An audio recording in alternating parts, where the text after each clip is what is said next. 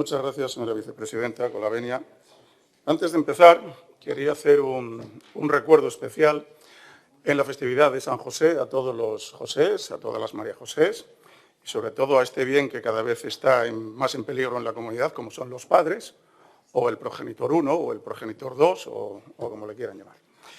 Pero entrando ya en la cuestión, con la Ley de Cambio Climático y Transición Energética aprobada en el 2021 por el Gobierno socialista, España ha renunciado a avanzar en la senda de la soberanía energética, ya que, 4, se prohibió la realización de prospecciones geológicas en todo el territorio en las zonas marítimas. Se continuó con el plan de cierre de las nucleares a partir del 17.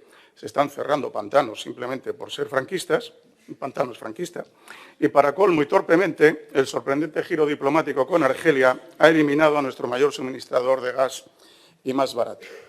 Pero vamos a mirar al otro lado del espejo. En 1973, con la crisis de las materias primas, la mayor parte de la energía de Francia provenía del exterior y su generación eléctrica dependía de las importaciones de petróleo y carbón.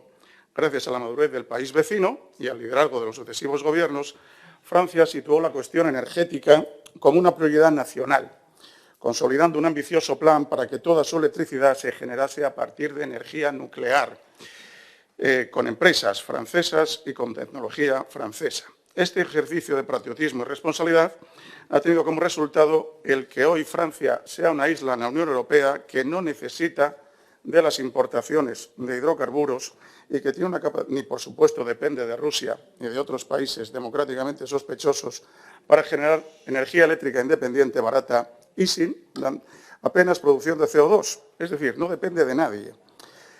Como Francia ayer, hoy España, no solo hoy, sino en años anteriores, se encuentra en una encrucijada similar y debe tomar decisiones cruciales para esto. Nos estamos equivocando de rumbo, somos el otro lado del espejo y Asturias, una vez más, sigue al dedillo todo lo que le dictan desde Madrid. El déficit energético ha alcanzado en el año 2022 a más de 50.000 millones de euros, lo que supone un 5% del Producto Interior Bruto. Tenemos problemas de suministro por la situación geológica mundial y, sin embargo, el Gobierno, tras consulta pública, ha revisado a mayores el Plan Nacional Integrado de Energía y Clima 2130, ya el nombre es un error de concepto, donde la cuestión de la soberanía energética no es el hilo fundamental. Y si se trata desde una perspectiva vaga y pomposa, con el lenguaje a que nos tienen acostumbrados los señores de la izquierda, puesto que la prioridad de ese plan nacional es simple y llanamente, el cumplimiento de los objetivos de emisiones de CO2, impuesto desde autoridades supranacionales y desde élites globalistas. El objetivo de Disneylandia para las mentes débiles, sin emisiones de carbono en el 50, parto verde industrial, bla, bla, bla. Este plan nacional, que ahora se quiere actualizar, si no se ha hecho ya, estima una inversión de 294.000 millones. Ahí es nada. 6.300 es el presupuesto de Asturias, solo efectos comparativos. E indica que el 85% de esta inversión será privada. O sea que las entidades privadas tendrán que adaptarse a los gustos de todas estas élites. Un 15% será pública y un 11% de ese 15% subvencionada con fondos europeos. En Asturias, más interesados en seguir las doctrinas de Sánchez y de la Agenda 2030 que en defender su perdido orgullo industrial, ¿vamos a traer ese 85% con subvenciones una vez más? ¿Vamos a la quinta reindustrialización de Asturias sin un plan alternativo para la conservación del empleo o de los puestos anteriores, como ocurrió con las anteriores reindustrializaciones? ¿Van a generar empleo de calidad? Dense una vuelta por las comarcas mineras. ¿No ven lo que está pasando también, por ejemplo, en Arcelor? Hace solo pocos días, la cúpula de Arcelor ha comunicado que producir acero con energía verde le va a suponer un 75% más caro. Señora consejera, las empresas se mueven por el principio de maximización de beneficio, no son ONGs. Estamos en una economía capitalista, mal que nos pese. Y uno de los factores principales de este objetivo de maximización son los costes de producción. Si la industria pesada fue un día el orgullo asturiano, lo fue porque la materia prima la tenía debajo de su suelo, sin prácticamente coste de transporte alguno y porque la energía eléctrica la tenía al lado y barata. No hacían falta subvenciones del bolsillo de los ciudadanos, lo mismo que ha ocurrido en el sector pesquero.